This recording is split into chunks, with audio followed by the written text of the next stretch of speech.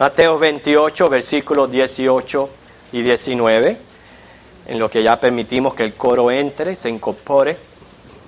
Así todos en reverencia vamos a prestarle atención a la palabra de Dios.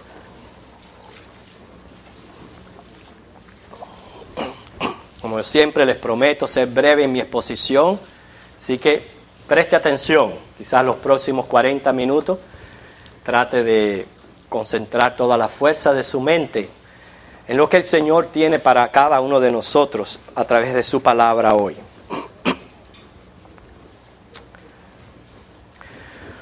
Vamos a leer todos juntos este versículo, luego vamos al Señor en oración. Mateo 28, 18 al 19. Todos juntos. Y Jesús se acercó y les habló diciendo: Toda potestad me es dada en el cielo y en la tierra. Por tanto, id y haced discípulos a todas las naciones, bautizándolos en el nombre del Padre y del Hijo y del Espíritu Santo. ¿Es acaso este uno de sus pasajes que usted tiene subrayado o marcado en su Biblia? Muchos lo tienen. Vamos al Señor en oración. Padre, en este momento, después de haber cantado, adorado, ahora, Señor, queremos que tú nos hables. Permite que aquí adolescentes, jóvenes, adultos, ancianos, todos en este momento podamos concentrarnos en el mensaje de tu palabra. En Cristo lo pedimos. Amén. Quiero que busquen otro pasaje más. Segunda de Corintios, capítulo 5, versículo del 17 al 21. Segunda de Corintios, capítulo 5, 17 al 21.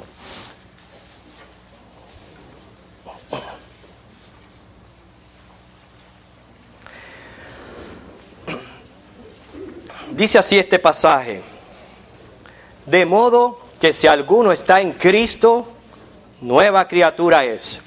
Las cosas viejas pasaron, he aquí todas son hechas nuevas. Y todo esto proviene de Dios, quien nos reconcilió consigo mismo por Cristo y nos dio el ministerio de la reconciliación. Que Dios estaba en Cristo reconciliando consigo al mundo, no tomándoles en cuenta a los hombres sus pecados, y nos encargó a nosotros la palabra de la reconciliación. Así que somos embajadores en nombre de Cristo. Como si Dios rogase por medio de nosotros, os rogamos en nombre de Cristo, reconciliados con Dios. Al que no conoció pecado, por nosotros lo hizo pecado, para que nosotros fuésemos hechos justicia de Dios en él. Este pasaje habla de la reconciliación entre el hombre y Dios. ¿Cuántos de los que están aquí pueden afirmar y decir con toda seguridad que viven vidas reconciliadas con Dios? Que se mantienen en comunión con Dios y que esa vida y esa reconciliación están conscientes de que es a través de nuestro Señor Jesucristo. Bueno, hermanos, claramente ahí se nos dice que a la iglesia se le dio este ministerio de la reconciliación, lo cual es la gran comisión. La gran comisión es el propósito de la iglesia. Nuestra tarea es de ir, bautizar y enseñar, como acabamos de leer en Mateo 28, 19. La gran comisión es el complemento de la vida cristiana, es la obediencia, es la vida de poder. En Hechos capítulo 1, versículo 8 dice la palabra: pero recibiréis poder cuando haya venido sobre vosotros el Espíritu Santo, y me seréis testigos. Dice en Jerusalén, en toda Judea, en Samaria y hasta lo último de la tierra. Por eso hoy, hermanos, vamos a meditar en la voluntad de nuestro Señor de enviarnos para ser sus testigos. Vamos a buscar Marcos capítulo 6, donde encontraremos la base para nuestro mensaje. Marcos capítulo 6, los versículos del 7 al 13.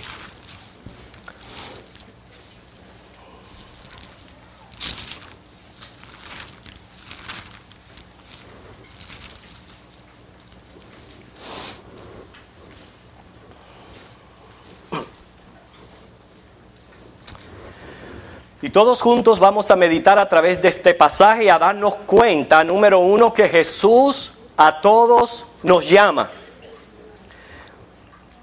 Esto no es reservado para los ministros o pastores. Esto no es reservado para los líderes de la iglesia. Jesús nos llama a todos los que en nuestras vidas están reconciliadas con Dios. Nos ha dado el ministerio de la reconciliación. Quiere decir que Él nos llama, Jesús nos envía, Jesús nos capacita y Jesús nos usa. Y después de ver estos 4 temas, se acabó el mensaje. Así que Marcos capítulo 6, versículos del 7 en adelante. Vamos a leerlo, ustedes me siguen con la vista.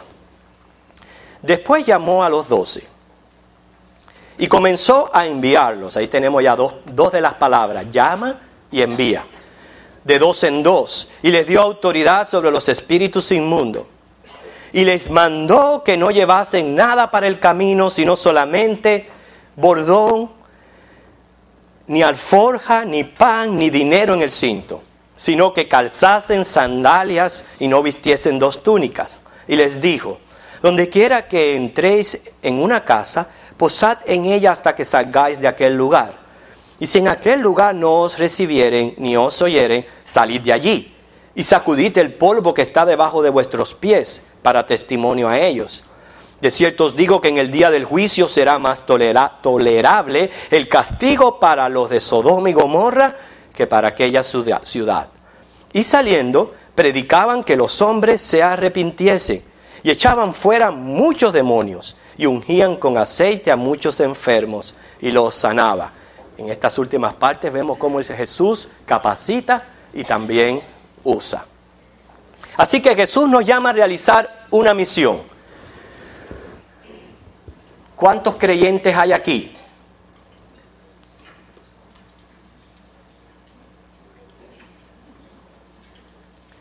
Bueno, todo creyente tiene que estar consciente de esto.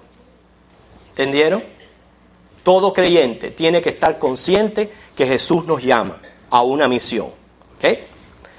La misión es luchar contra los que tienen al hombre sumiso al pecado, ciegos a la realidad de su estado, ciegos a su relación con Dios. Fíjense cómo dice, dio autoridad sobre los espíritus inmundos. ¿Contra quiénes tenemos que luchar?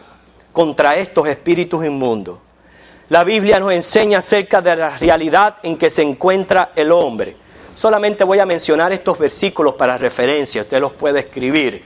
Pero, por ejemplo, dice la Biblia que los hombres se encuentran en este mundo en un estado que no pueden entender, según 1 Corintios 2:14. No pueden entender. ¿Cuántas veces les juzgamos? ¿Cuántas veces estamos listos para enjuiciarles sin comprender la condición espiritual en que se encuentran? El hombre sin Cristo se encuentra que no puede entender. Según Juan 8, 43 al 44 dice, no pueden oír. Y el versículo claramente dice, porque no son hijos de Dios. Juan 3:3 dice que no pueden ver porque no han nacido de nuevo. Juan 6:44 dice, no pueden venir a Dios al menos que el Padre a Cristo, al menos que el Padre los traiga. Y dice Romanos 8:7 que no están sujetos a la ley de Dios porque son carnales. Esta es la terrible condición en que se encuentran muchos seres humanos. ¿Y usted sabe qué? Incluyendo seres queridos. En esta condición se encuentran muchos hermanos, muchas personas, incluyendo nuestros seres queridos. Y esta condición es terrible, porque están separados de Dios. Más terrible aún, no porque lo digo yo, lo dice la Escritura, están condenados a un infierno. Hermanos, están confinados a vivir eternamente en compañía de demonios y de gente mala. Piensen esto. Esta es la terrible condición que se encuentran muchos hombres, incluyendo nuestros seres queridos.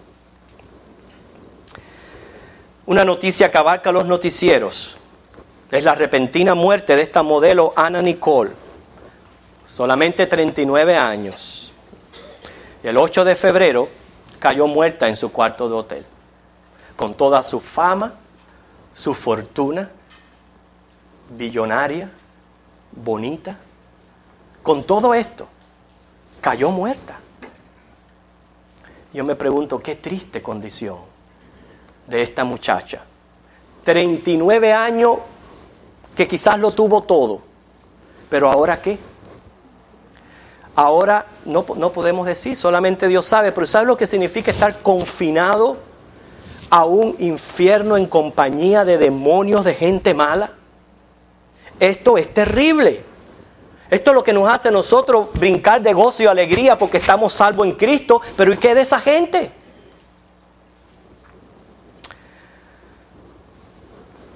Nosotros, la iglesia, tiene el único remedio.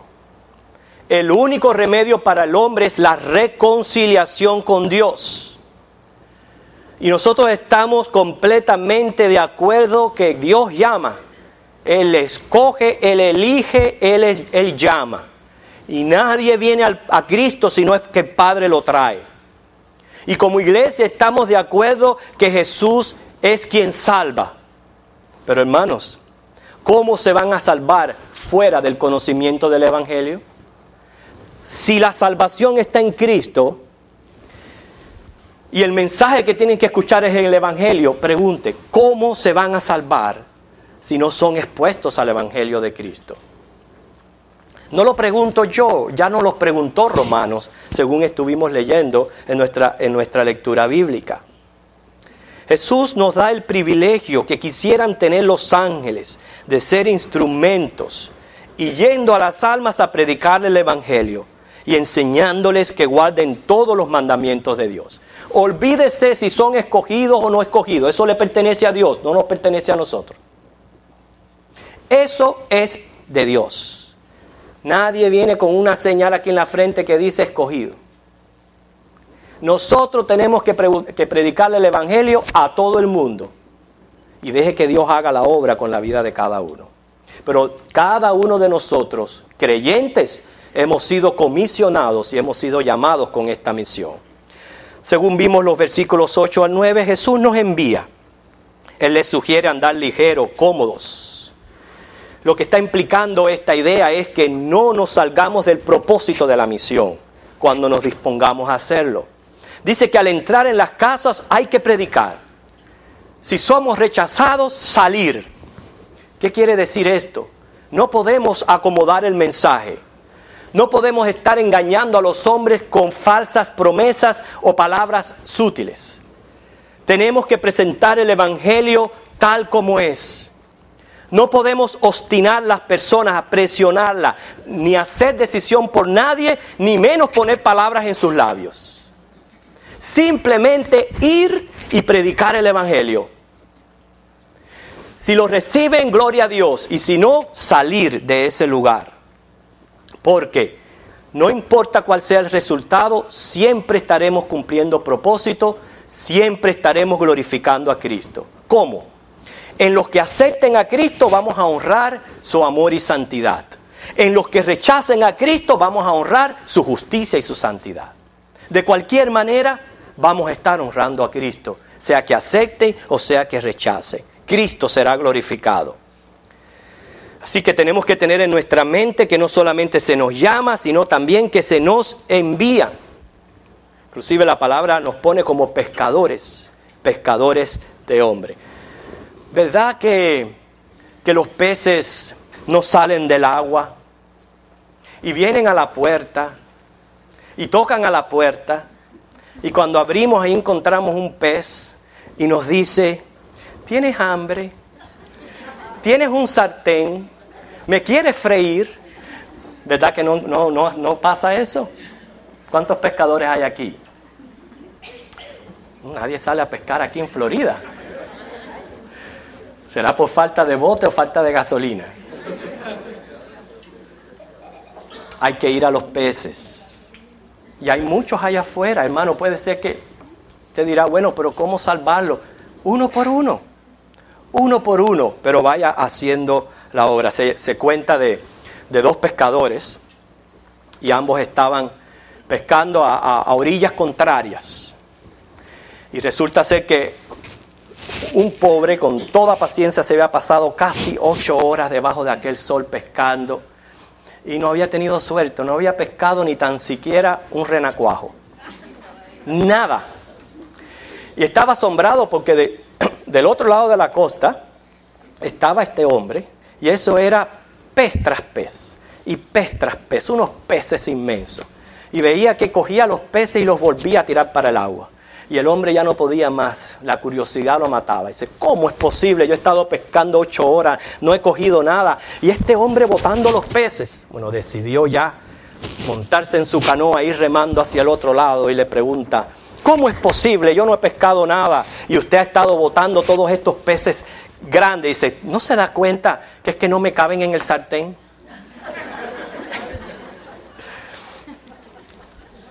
Pero el caso, hermanos, es, somos llamados y somos enviados y está en la palabra id. Hemos ya hablado de la condición que se encuentra el hombre, lo cual afirma Romanos 3. Mira, venga a Romanos capítulo 3, versículos 10 al 18. Romanos 3, del 10 al 18.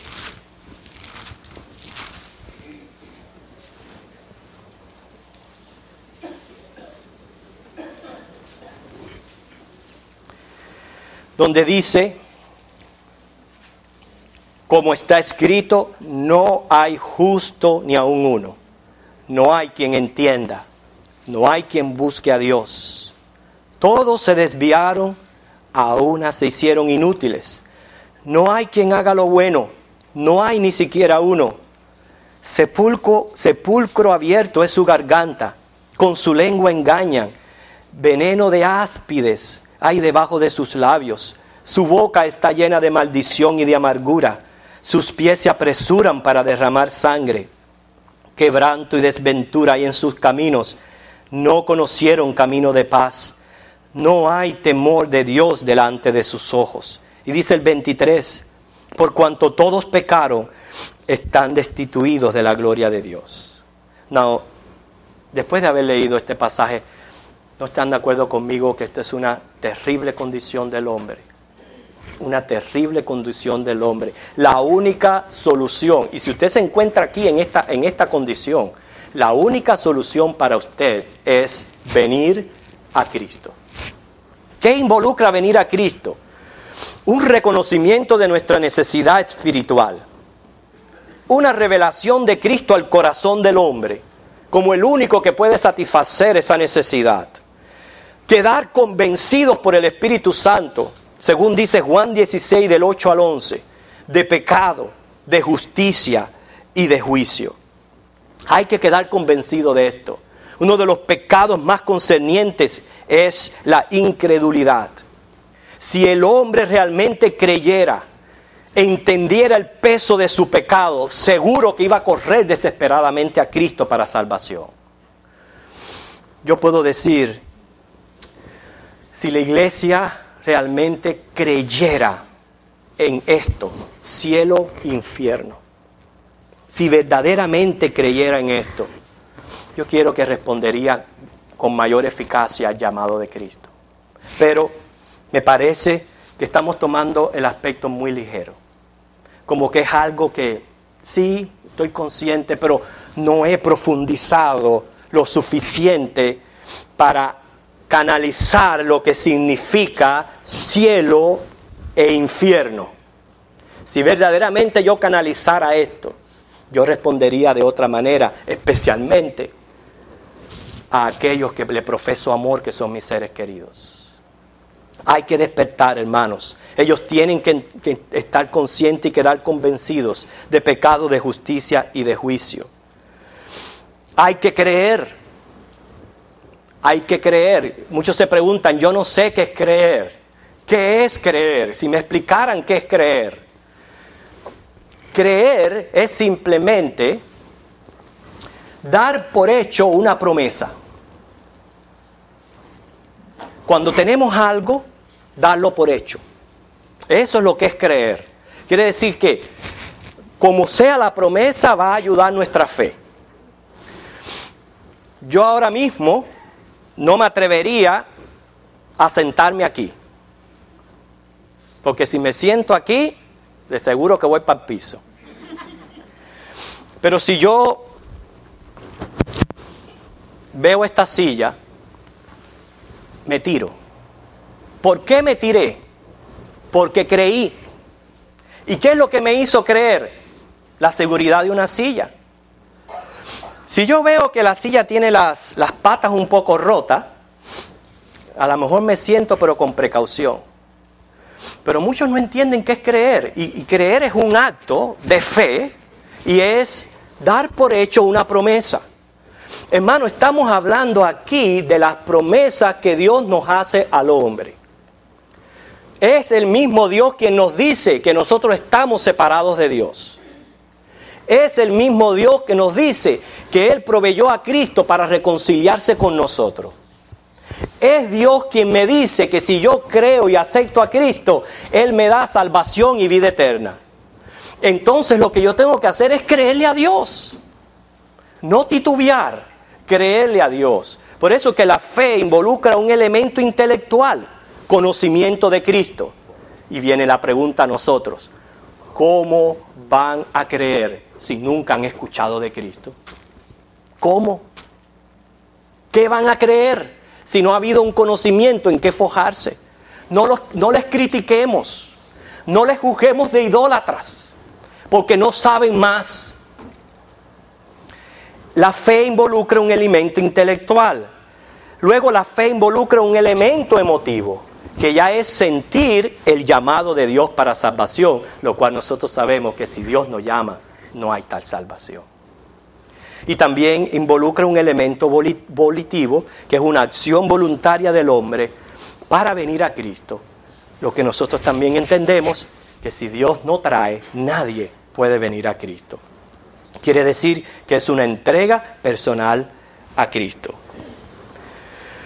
Las noticias no nos informan de lo que le está ocurriendo a la vida de estos 9 jóvenes que pertenecían a la ganga Catch Fence.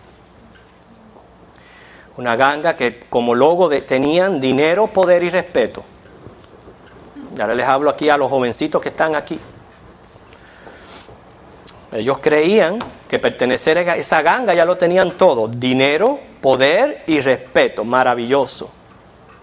Y por dinero, poder y respeto, hoy día 6 de ellos se encuentran con amenaza de pena capital y los otros con cadena perpetua. ¿Por qué? Porque por dinero, poder y respeto mataron brutalmente a otros 2 jóvenes que estaban involucrados en la misma ganga. Qué bueno que los jóvenes aquí pertenecieran a la ganga de Cristo. Camino, verdad y vida. El logo de la ganga de los jóvenes de Cristo. Camino, verdad y vida. Bueno, estos jóvenes hoy día están pidiendo Biblias, literaturas cristianas, música cristiana. Quieren pasar todo el tiempo posible con el chaplain de la cárcel, con otros voluntarios que vengan a compartir su fe. Esa es la condición de estos 9 jovencitos hoy. Cuando yo escuchaba de esto, yo se lo comenté a mi niña y se lo dije: mira qué privilegio tú tienes de conocer esto sin necesidad de ahora estar prácticamente con su vida destruida. Y qué privilegio tienen ustedes jóvenes de estar en esta ganga cristiana, camino, verdad y vida, y no tener que enfrentar eso. ¿Por qué tener que pasar por esto? Para darse cuenta que efectivamente Cristo es nuestra única solución. Es más, el joven Cody Rose, no sé si lo pronuncio correctamente, Él escribió esta carta, uno de los jovencitos. Yo sé en lo profundo de mi corazón que el Señor está conmigo. He puesto mi fe en Él. La vida se me está componiendo dentro de esta celda. Puede que suene extraño, pero fuera tenía tantas tensiones hasta que comencé a leer. Quiero acercarme como nunca a mi Padre y esta es esa oportunidad. Tengo una historia que contar, un testimonio que decir.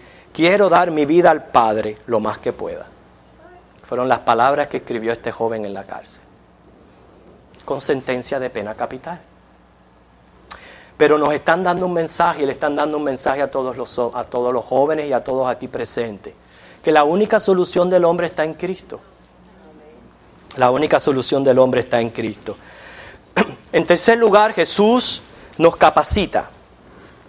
Según Marcos 6:12, volviendo a nuestro texto, que dice, y saliendo predicaban que los hombres se arrepintiesen. Eso es lo que tenemos que predicar. Tenemos que decirle a los hombres que se tienen que arrepentir de pecado. Un mensaje que estoy seguro que estos jóvenes comprendieron, pero dentro de la celda. Dentro de la celda. ¿Qué debemos hablar? Lo que el Espíritu Santo nos ayuda a decir. El tema, el mensaje de Jesucristo y los apóstoles, es que se predique el arrepentimiento y perdón de pecado a todas las naciones, según Lucas 24:47. ¿Qué hay que predicar? El Evangelio. El Evangelio es la salvación por gracia, el sacrificio de Cristo en nuestro lugar y la fe como medio de recibirlo, o sea, creyendo las promesas de Dios. Usted puede apoyarse en Efesios 2:8 y 9. Escriba ese versículo, trate de explicárselo a otra persona. Dígale que el arrepentimiento de pecado es necesario para la comunión con Dios. Que la seguridad de salvación la podemos tener porque está basado en la gracia y no en las obras. Y que podemos tener una esperanza gloriosa en la resurrección y la vida eterna en los cielos. Y por último, Jesús nos usa, pero tenemos que ser instrumentos disponibles en sus manos. Quiere decir, hermanos, no podemos ignorar como creyentes que tenemos una misión que cumplir. Como creyentes debemos sentir compasión por los demás. Número 1, esto glorifica a Cristo. Número 2, la tuvieron conmigo. ¿Verdad? La tuvieron conmigo. De alguna manera, Dios usó algún medio para yo traerme al conocimiento de Cristo. Si alguien la usó conmigo, yo debo de disponerme para ser instrumento para los demás. Hay que ir y predicar el Evangelio. Esto nos va a hacer hijos obedientes. Y luego depender de Cristo porque Él nos llama, Él nos envía, Él nos capacita y Él nos usa. Yo quiero hacerle una pregunta. ¿Está usted capacitado para dar un plan de salvación a una persona?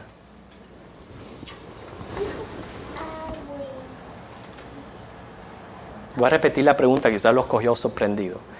¿Está usted capacitado para dar un plan de salvación a una persona? No oigo muchos amén. Y lo creo. Quiere decir que ya voy a la parte aplicativa del mensaje. Aprenda a dar un plan de salvación. Apréndase los versículos bíblicos. Aprenda a dar un plan de salvación.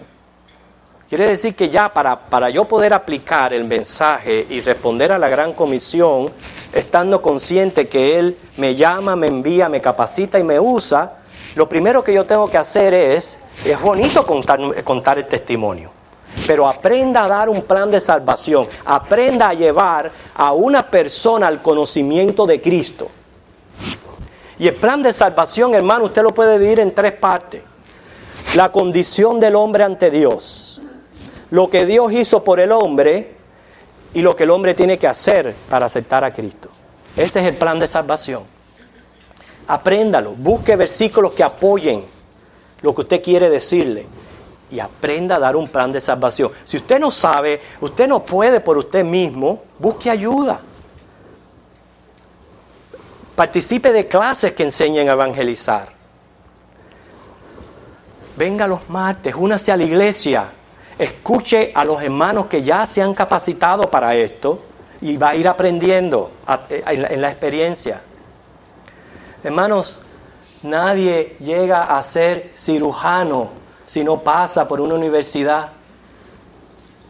Y usted puede llegar a ser experto en dar un plan de salvación a una persona. Recuérdense que la persona tiene que adquirir el conocimiento y quedar por el Espíritu Santo convencido. Dios va a poner las palabras en sus labios, pero usted tiene que aprender. Aprenda a dar un plan de salvación. Estoy dando ya maneras prácticas que uno puede cumplir con la Gran Comisión. Ore. Piense en una persona. Okay. No le digo que piense en un grupo, porque eso es un poquito difícil. Señale una persona, piense en una, quizás 2, 3, 4, 5. Comience con sus seres queridos. Piense en alguien que usted sabe que vive una vida que no está reconciliada con Dios. Y está en peligro de muerte espiritual. Piense en eso. Y empiece a orar por esa persona. Pero orar sin cesar. ¿No es cierto que a veces no oramos, hermano? ¿Verdad? Ore específicamente por esos seres queridos, esas personas que usted quiere que el Señor toque con su evangelio. Y usted capacitando. Mientras usted está orando, usted se va capacitando. Otra manera que yo he encontrado muy práctica es cultivando amistades. Cuando usted cultiva amistades con otras personas, o sea que no la ahoga con el evangelio de buenas a primeras que la conoce, sino va cultivando una amistad, simpatía. Y va a llegar en el momento de Dios, que Dios le va a dar la oportunidad de poderle presentar el evangelio. Eso nos sucedió a mí, a mi esposa, con una anciana que tenía como 80 años. Y yo la conocí y comencé a cultivar amistad con ella. Un día nos invitaron a cenar ellos y nosotros fuimos. Nada de hablar del evangelio. Luego los invitamos a ellos a la casa. Y ellos vinieron, ya estaban ya en terreno. Estaban del lado de acá. Y de buenas a primeras, en nuestra conversación en la comida, salió el tema del evangelio. Eran personas ingleses, muy corteses y muy respetuosos, pero yo le vi en la cara el impacto de las palabras, el enojo, que vaya, no me mandaron a callar por decencia, pero se lo vi en el rostro, le vi en el rostro que aquello era un tema que, o sea, me estaba probando lo que acabamos de leer en Romanos, que por ellos mismos están en una condición que ante Dios que no quieren saber de Dios, están muertos, no quieren saber de Dios.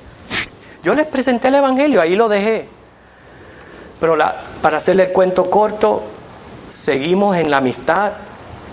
Un día la señora me sentó y me dijo, ¿qué es fe? Yo quiero tener fe, pero no sé qué es fe. Y yo le pude explicar. Y la señora vino al conocimiento de Cristo, aceptó a Cristo, se bautizó. Y luego que se bautizó, ella murió. Entonces, pudimos comprobar que cultivando aquella amistad nos llevó al momento de presentarle el evangelio. A veces no podemos ahogar las personas, porque si ahoga a las personas, no, hay que pedirle mucho al Señor sutileza e ir cultivando amistades para poder presentar el evangelio. Cuente su testimonio personal. Si yo digo que yo soy un creyente, yo no tengo excusa para no hablarle a otro, porque lo que Dios quiere es que lo que yo sé, yo lo diga.